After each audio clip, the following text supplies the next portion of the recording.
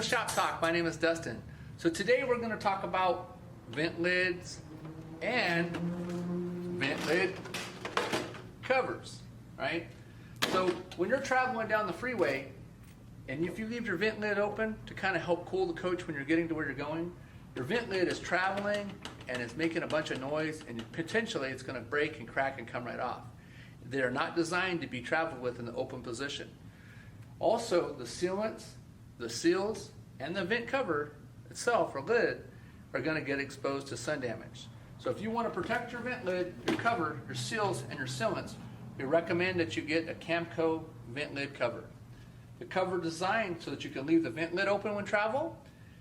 It'll circulate the air in the coach so it's not so hot when you get to where you're going, whether it's a motorhome, travel trailer, or fifth wheel. It also goes on with a couple brackets that's real easy to install. It protects the sealants that are underneath the vent lid itself so that the sealants don't get damaged from the sun. And then, in case it's raining, you can open up your vent. Whether you have a fan or a non-fan, you can let the air come in and out all day long. Thanks a lot for watching Shop Talk.